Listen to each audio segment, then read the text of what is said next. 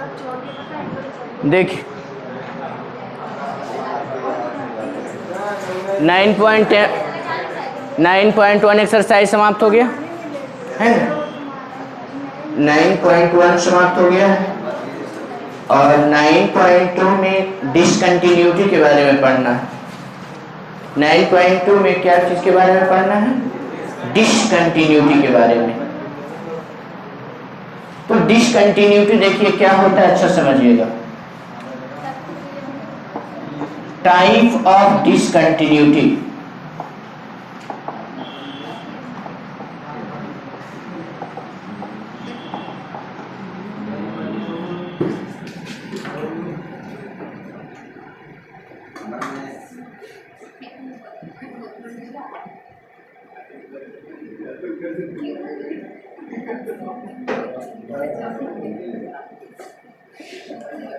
Discontinuity दो प्रकार के होता है।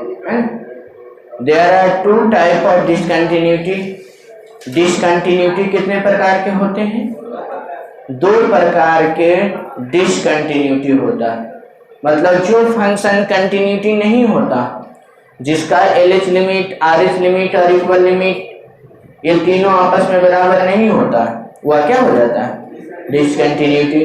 और डिसकंटिन्यूटी दो प्रकार के होते हैं। एक होता है रिमूवल डिसकंटिन्यूटी।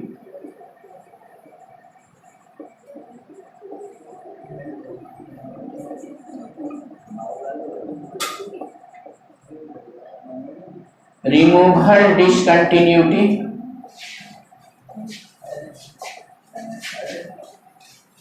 और दूसरा होता है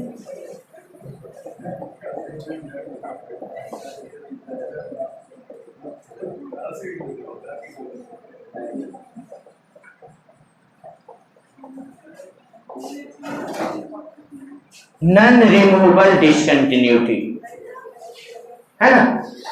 पहला होता है रिमूवेबल डिसकंटिन्यूटी, दूसरा होता है नॉन रिमूवेबल डिसकंटिन्यूटी, है ना।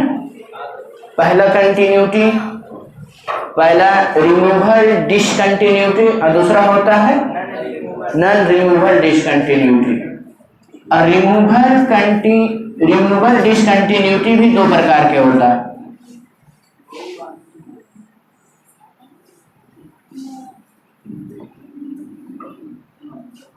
एक होता है मिसिंग पॉइंट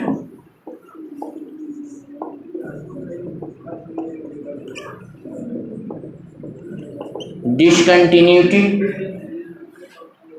दूसरा होता है आइसोलेटेड पॉइंट डिसकंटिन्यूटी।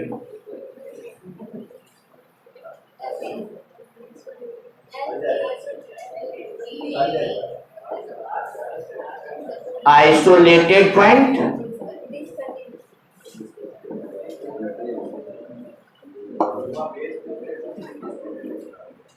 पहला होता है removable discontinuity.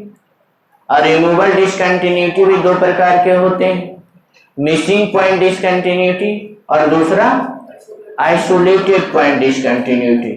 Non removable discontinuity तीन प्रकार के होते हैं।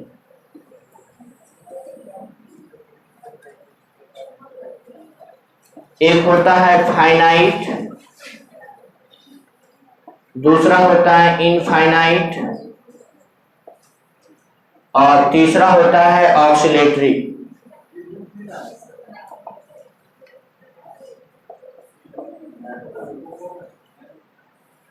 ये तीन प्रकार के होते हैं।